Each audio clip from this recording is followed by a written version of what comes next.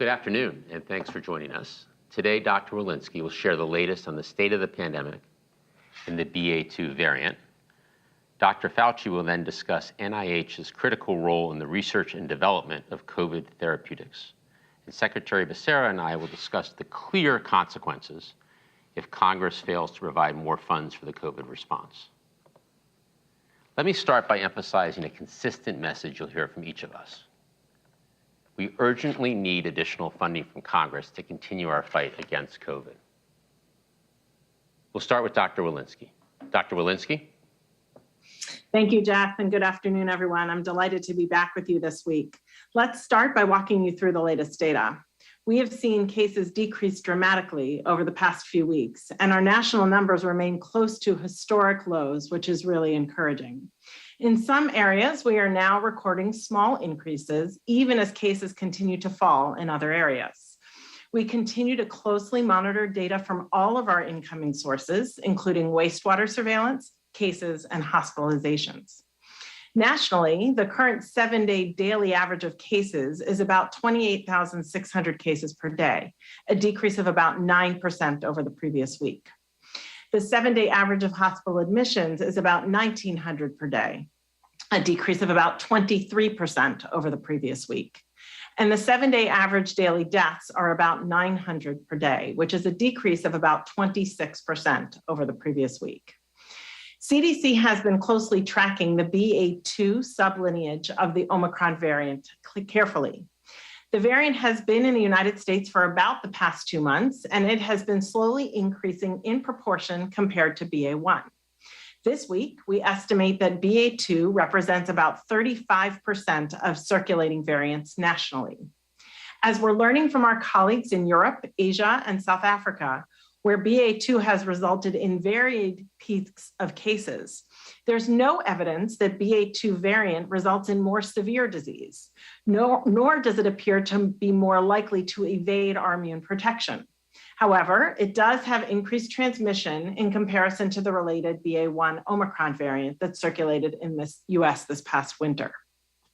Over the past week, we have seen a small increase in reported COVID-19 cases in New York State and New York City, and some increases in people in the hospital with COVID-19 in New England, specifically where the BA.2 variant has been reaching levels above 50%. This small increase in cases in the Northeast is something that we are closely watching as we look for any indication of an increase in severe disease from COVID-19 and track whether it represents any strain on our hospitals. We have not yet seen this so far. Nationwide, cases have been steadily decreasing since the Omicron BA.1 surge. While this is good news, we do expect that cases may continue to fluctuate, including increases in individual communities, which is exactly why the COVID-19 community level metrics are in place. One way that CDC and our public health partners collaborate is by monitoring potential increases in cases and transmission is through the COVID-19 wastewater surveillance system. Currently, we're seeing a modest uptick of sites reporting an increase of virus levels in wastewater in some communities. In fact, over the past 2 weeks, we have seen increasing wastewater signals in New York City and parts of New England, where we are now seeing increases in cases and some increased hospitalizations. But I want to emphasize that these upticks reflect minor increases from very low levels to still very low levels. But sustained trends over time can give us an early indication of COVID-19 infections in communities. So these are the areas that we are watching carefully and an example of the interplay of our data systems that we use to inform our public health decisions. If cases do go up, we have the framework to implement additional layers of prevention strategies at the local level to swiftly protect individuals and communities. CDC will continue to use all of the tools in our toolbox to closely keep an eye on any increase in COVID-19 in communities, including early indicators like wastewater surveillance, any uptick in cases and hospitalizations, and any changes in our genomic surveillance that monitors for circulating variants. I'd like to emphasize that if cases rise from the Omicron variant or any other variant, we have the tools, vaccines, boosters, tests, and therapeutics to be prepared. But continued investment in these tools so that they are readily available when we need them remains critical. I know Jeff and the Secretary will talk more about the consequences of funding, but from a public health standpoint, it is critical that we continue to provide people with the tools to keep them, their families, and their communities safe. Thank you. I'll now turn it over to Dr. Fauci. Thank you very much, Dr. Walensky. What I'd like to do in the next couple of minutes is to bring you an update on COVID-19 treatments. If I have the next slide. The medical management of individuals with SARS-CoV-2 are essentially threefold.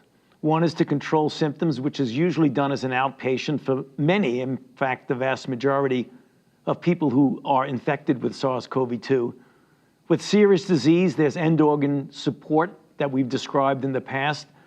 But what I wanted to emphasize over the next couple of minutes is the issue of antivirals and immunomodulators, particularly the newest antivirals, with the purpose of keeping people out of the hospital. Next slide.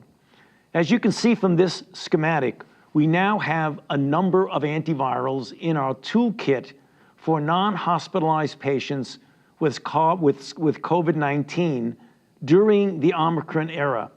And I want to emphasize during the Omicron era because several of the others, for example, some of the monoclonal antibodies, were negated by the evolution of the Omicron era. What you see on this slide are those interventions which clearly work well to keep people out of the hospital. I want to emphasize for a moment the one you see on the far right, bebtelovimab. I want to talk a little bit about that. Next slide. The FDA authorized this new monoclonal antibody for the treatment of COVID-19 that retains activity in the Omicron era. And it's for individuals as described on this slide with positive results of direct viral testing at high risk for the progression to severe disease and for whom we do not have any other alternative therapies. This is very important because as shown on the next slide, as we get more variants, we have to make sure, and we have been fortunate for drugs like Paxlovid and others, that they've maintained their efficacy against the variants as they've arisen. As you can see on this slide, there have been a number of evolution of variants, but note that the bebtelovimab actually has no change in its ability to neutralize. A word about this particular monoclonal antibody. Next slide. It was developed from antibodies from a recovered COVID-19 patient, which is generally the source of all of the monoclonal antibodies. It was developed in a collaborative operation with Opceller and the NIAID Vaccine Research Center and ultimately developed by Eli Lilly. The reason I bring this to your attention is this the kind of interaction and work that had been done in collaboration between the NIH and our industrial partners. Getting back to what was said and what you will hear more of, it's important to keep up these interactions, which is the importance for continued funding. Next slide. And in this regard, Secretary Becerra, who you'll hear from shortly, announced the purchase of 600,000 of these treatment courses of this new monoclonal antibody. We've subcontracted for an additional 500,000, but again, unless we get the funding requested of the Congress, we will not be able to continue to make these purchases. Next slide. I want to close by just mentioning something that will certainly come up for discussions. We continually get asked, will we all need a fourth COVID shot? Now, this is something that is obviously being pursued and examined from the standpoint of the data. Right now, a fourth shot is recommended for people with severe immunocompromised. Other nations, such as the UK, have recommended it for individuals who are elderly and also for those with immune compromise. Here in this country, we're looking at it and letting the data drive us. As you know, on April 6th, the FDA will call their VRBPAC to take a look at the long range of where we might go with new variants and where a fourth shot fits in with that. There's also the immediate situation of looking at what we might do over the next few weeks to a month. And in that regard, two companies, Moderna and Pfizer, have submitted to the FDA for an EUA for the use of a fourth shot. What we can say today is that those data have been submitted, Some are continually to be accumulated and will be appropriately evaluated, as we usually do, with the FDA and ultimately with the CDC. And on the final slide, just another reminder, if you want to get information about the treatment guidelines, you can go to that website. It's a long website, but if you don't remember it, just put nih.gov and it would lead you to that. I'll stop there, and now back to you, Jeff. Well, thank you, doctors. Over the past 14 months, we've made tremendous progress in our fight against COVID. Nearly 220 million Americans are fully vaccinated. 2 in 3 eligible adults, including over 80% of eligible seniors, have now received a booster shot. As Dr. Fauci just said, we have highly effective treatments, free and convenient tests, and high-quality masks. Bipartisan support from Congress has been key to making this progress. But the president and the doctors have made it abundantly clear that we still have more work to do.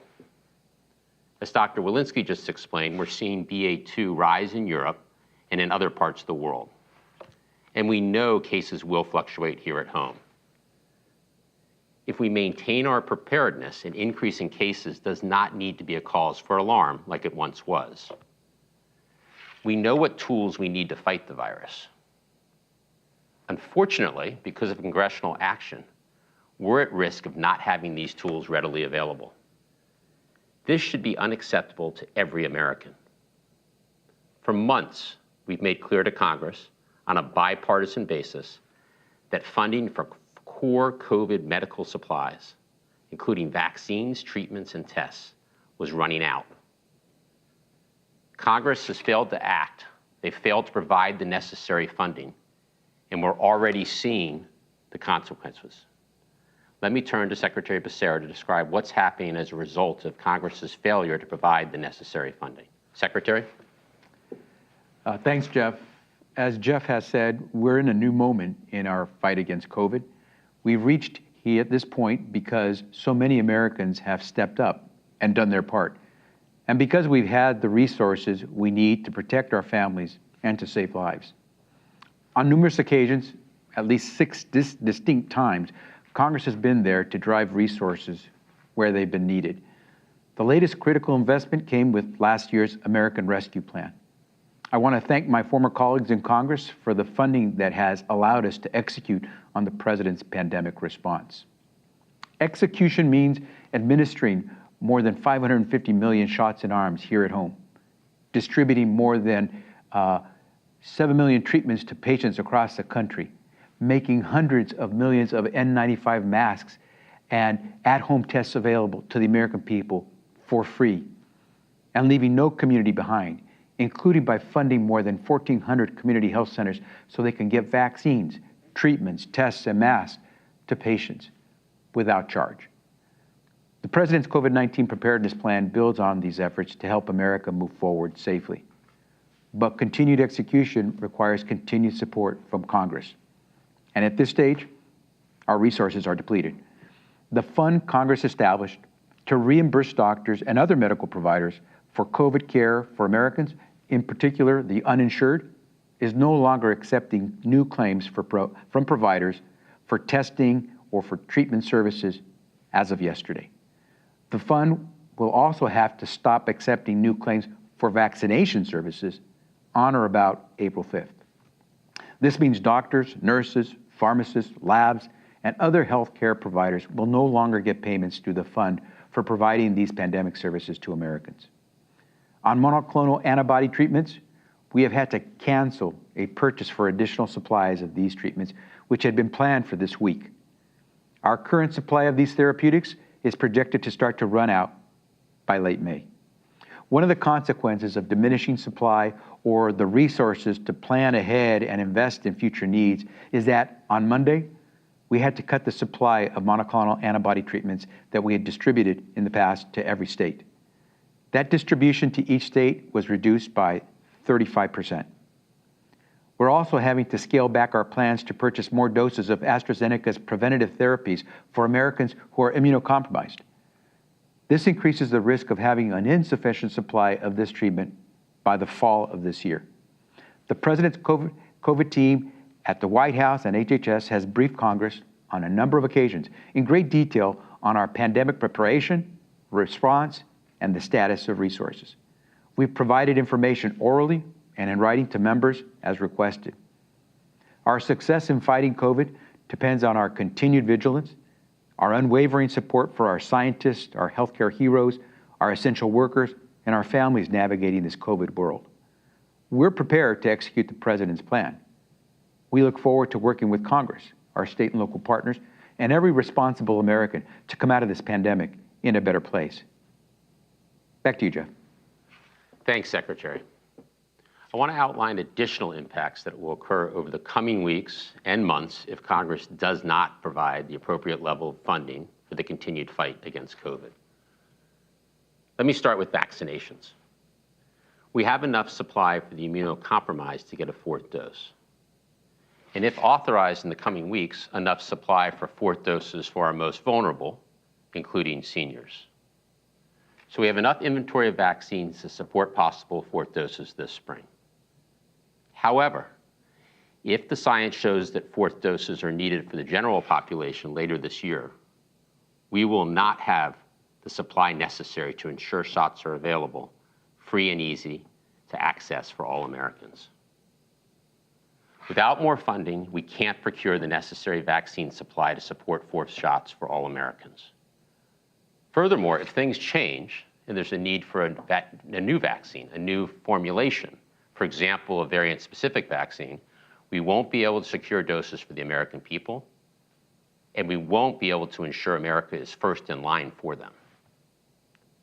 Not having enough vaccines is completely unacceptable, as vaccines have proven to be our single most important tool in protecting Americans. We should be securing additional supply right now. Many other countries are already doing so. In fact, Japan, Vietnam, the Philippines, and Hong Kong have already secured future booster doses. Beyond vaccines, without additional funding, we can't sustain the domestic testing manufacturing capacity we've built over the past year. And because it takes months to ramp back up to rebuild capacity, failure to invest now will leave us with insufficient testing capacity and supply if we see another surge in cases and demand for testing increases once again. That should not be allowed to happen. To summarize, the consequences of congressional inaction are severe and they are immediate.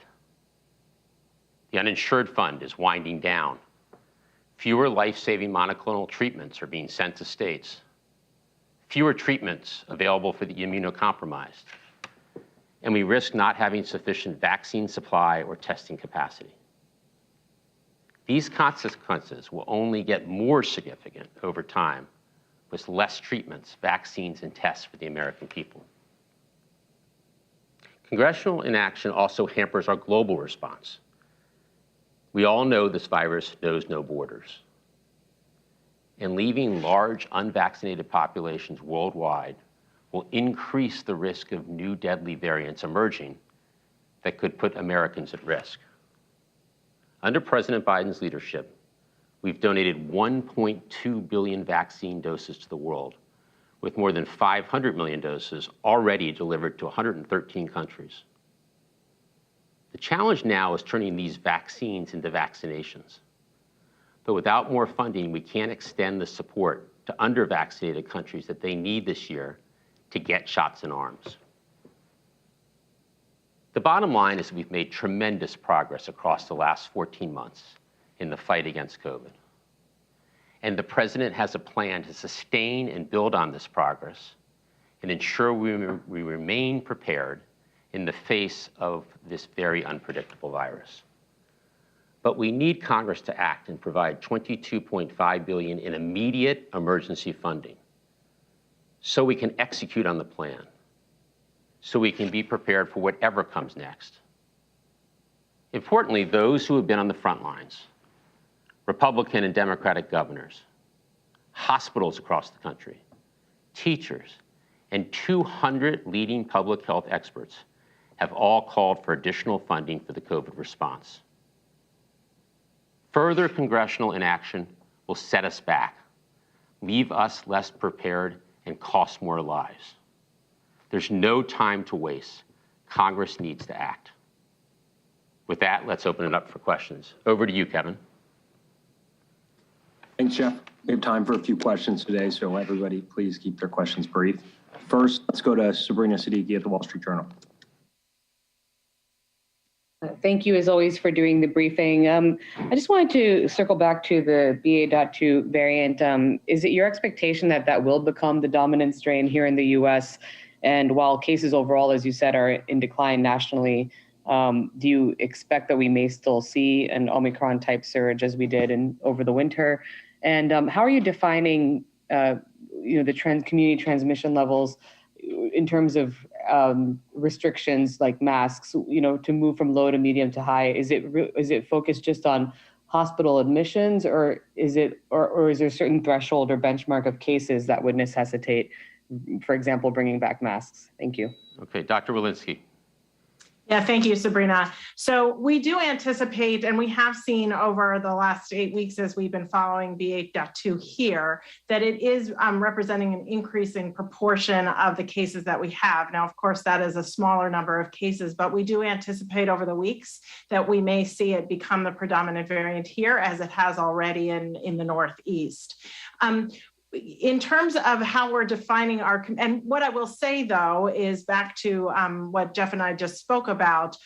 Should we see more BA2, we actually have the tools. While it is slightly more transmissible than the original Omicron, our vaccines work, our boosters work, and it does not indicate more severe disease than the original Omicron. So those tools are going to be key in protecting ourselves and our communities against BA.2. In terms of our COVID-19 community metrics, we look at hospitalizations for COVID-19, we look at hospital capacity, and importantly, we also look at cases. So all of those go into the formulation as we use those metrics for future guidance. Next question, please. Let's go to Betsy Klein at CNN. Hey, thanks for taking my question. Given Dr. Fauci's remarks on the consideration of a second booster for adults potentially within the next few weeks, and then your comments, Jeff, that there won't be supply for Americans who aren't seniors or immunocompromised without congressional action, should those Americans expect to pay out of pocket for an extra booster? And will there be vaccine supply for Americans who haven't necessarily had a first, second, or third shot yet and choose to do so in the coming weeks? Yes, let me make it clear that we do have sufficient current inventory of vaccines, both at states and pharmacies and other access points around the country, and in our central inventory for fourth doses, if they're called for, this spring for our most vulnerable, including seniors. Where we do not have sufficient doses is later in the year, if the science dictates that all Americans should get a booster, or if there's a need for a new formulation of the vaccine, a variant-specific vaccine, for example, then we will not have sufficient supply. In terms of people getting their primary series, their first or second dose, or their first booster, we continue to have sufficient supply in the near term. Next question, please. Let's go to Peter Sullivan at The Hill. Hi, thanks. I wanted to ask on the funding issue. Senator Romney said today that he's expecting a new proposal from Democratic leadership. Sounds like with some new offsets in it. Is the White House involved in that new proposal? And do you feel like you need to engage on the offset question a little more, given that Republican senators still seem to be saying it needs to be offset? So let me just sort of step back and start with our Hill engagement and how long we've been at this. We've been extensively engaged with Congress for months now. And going back to just after the new year, mid-January, we've been working with members of Congress, Democrats and Republicans, on the funding needs for the COVID response. We've hosted dozens of briefings. We've held more than 36 conference calls, and we've shared more than a dozen funding tables. We've given Congress a full accounting of every dollar that's been spent on the COVID medical response, and a full accounting of the entire American Rescue Plan, which, as you all know, goes well beyond the direct medical needs. We've also provided all the specifics of the planned additional funding, how it'll be deployed against additional purchase of monoclonals and pills and vaccines, as we were just talking about. In total, I brought it with us, we've sent 385 pages of documents and tables to Congress. So let me be very clear. Congress has all the information it needs, and we've been responding to questions for months now. Congress has had plenty of time to act, and time is of the essence, as we heard across the briefing today. With every day that passes, we risk not having the tools we need to fight COVID. And the bottom line is just crystal clear here. The virus is not waiting for Congress to act. With every minute this funding request is stalled, we're losing our ability to protect people and be prepared. In terms of offsets, this is emergency. This is an emergency funding request, and there's not been a need for offsets for an emergency funding request. So we fully believe that Congress should act. They should fund the $22.5 billion, and there should be no need for offsets. Next question, please. Let's go to Meg Terrell at CNBC. Well, thanks. I'm wondering if Dr. Fauci or Dr. Walensky could give us some reflections on the news from Moderna today, the results they put out in a press release for kids under 6 for the vaccine. And then also for Jeff or the secretary, how does the funding situation impact the potential vaccine rollout for kids under 6? Is there sufficient supply for them? And if there's not vaccine being paid for in the same way by the government, could that affect kids being able to access vaccines too?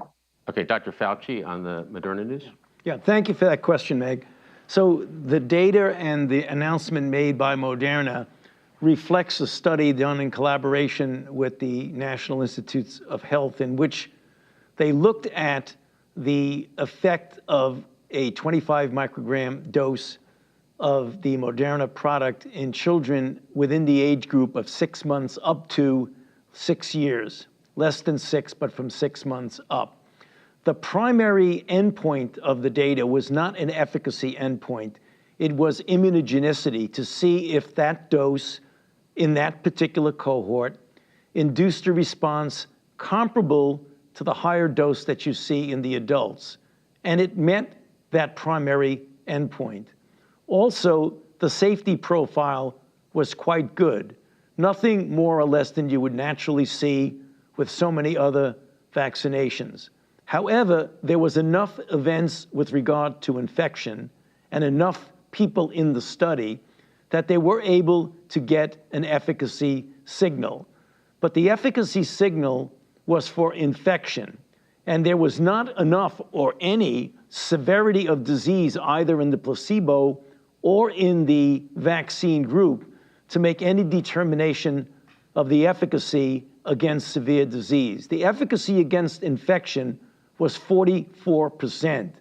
Now that may seem like a low number, but in the era of Omicron, this is actually quite comparable to the efficacy against infection in what we're seeing now with other vaccines.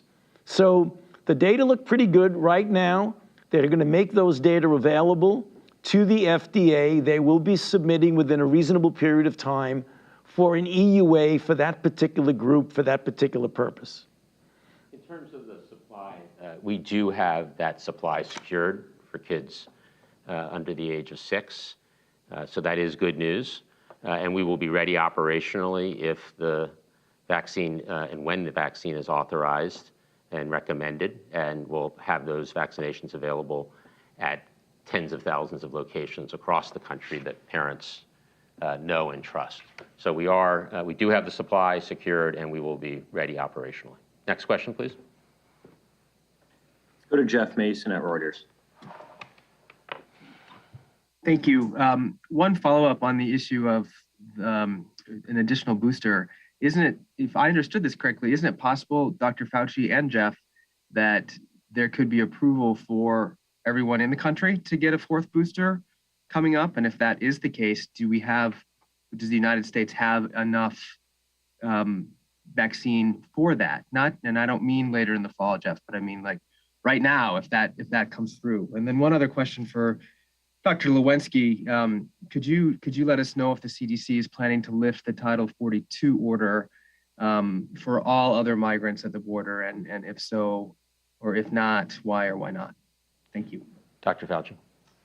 So Jeff, when we were talking about the possibility in my brief introduction about the possibility of a fourth dose, there's the immediate issue and question, and then there's the longer range question. The longer range question, I think, is what you're referring to, is the advisability or not of a fourth dose of vaccine for the general population. As I mentioned, the FDA will have a VRBPAC meeting on the 6th of April to look at what would be needed with regard to the kind of boost that would be needed, whether it would be variant specific or ancestral strain specific, and for what population might it be needed in the longer range. And in the longer range, we're talking, for example, towards the beginning of the fall, the end of the summer. The situation right now of the data that they are looking at with regard to fourth doses from both companies, from both the companies of the mRNA, the two companies for mRNA, Moderna and Pfizer, they're going to be looking at data that have been submitted by those companies to the FDA to make a determination if there will be a subset, perhaps the elderly or others. And as I mentioned, we already know it's already recommended for those with severe immune compromise.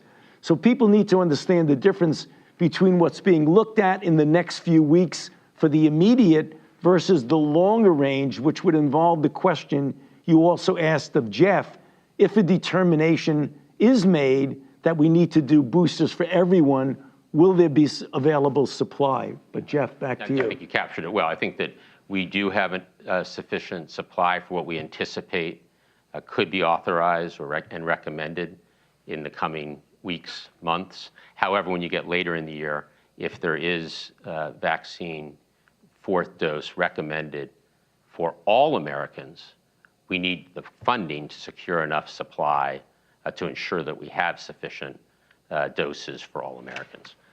Over to you, Dr. Walensky.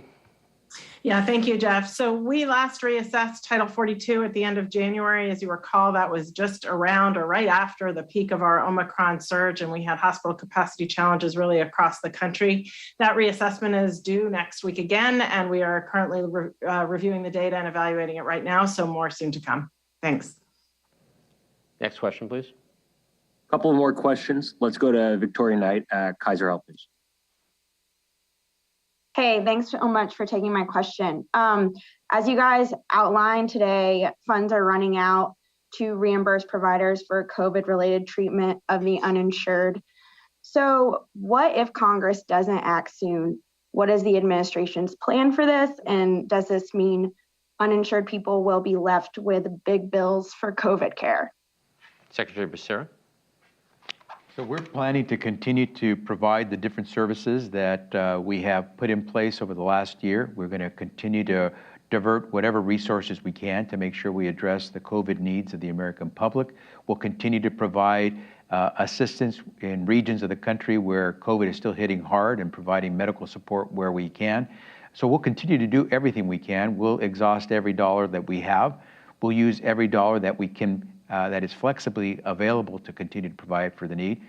And we'll also begin, if Congress continues to delay any additional funding, begin a process of outlining what it would take to continue to offer to the American people those vaccines, those treatments, those therapies that they are coming to rely upon. And so whether it is moving towards allowing Americans to purchase these through other means or secure them through other means, or whether it means getting the support from Congress that allows us to continue to offer those for free, we're going to continue to do what we can to make them available so that every American can remain safe and healthy. Next question, please. Last question. Let's go to Gustavo Alegre at NTN 24. Thank you for this opportunity and for doing this. I have a couple of questions. Dr. Fauci, you mentioned the 4 vaccine shot. However, there are still many Americans who resist being vaccinated, among them millions in the Latino community. why you think there is still this resistance among Latinos? And if I may, Secretary Becerra, could you send a clear message in Spanish, if possible, to those in this community to highlight the importance of being vaccinated? Gracias. Dr. Fauci? Well, for the first part of your question, it is interesting and noteworthy that we have tried to get the equity of availability and implementation of vaccines in minority communities, African Americans, Hispanics. We've done actually quite well in the comparable percentage of non-minorities and minorities who get vaccinated to begin with. One of the things that has not been as successful, and we're trying our very best to counter that, is that boosters are not as much being implemented among minorities, including Hispanics, compared to whites. So we've done very, very well with the equity of the original regimen. We've got to do better when it comes to boosters, and we're trying everything we can to get the message out of why it is so important, because when you look at the data of what boosters do, particularly in the era of Omicron, boosters are extremely important. So that is a deficit that we are trying to correct. Lo que es importante entender es que en donde nos encontramos hoy es muy diferente de donde nos encontrábamos hace un año o dos. El presidente Biden ha hecho posible que todos en este país, no importa su ingreso, su sitio de vivienda, su estatus, todos tenemos acceso a las vacunas, a las medicinas que se necesitan. En este momento que está mejorando la condición bajo COVID, este es el momento cuando deberíamos de hacer todo lo posible para por fin deshacernos del COVID. Este no es el tiempo de no hacer lo que se necesita. Y por eso, como dice el doctor Fauci, es importante, si uno recibió la vacuna, por favor, la dosis de refuerzo, sumamente importante para continuar teniendo esa protección que uno necesita. Cuando recibe palabra que su hijo o hija menos de 5 años de edad puede recibir la vacuna, por favor, vacunen a sus hijos. Es lo más importante que podemos hacer, porque sabemos bien, si no nos cuidamos, lo que puede suceder. Y ahora que vemos lo que puede pasar cuando tomamos responsabilidad, este es el tiempo de ganar contra COVID. Thank you, everybody, for the questions and for joining today's briefing.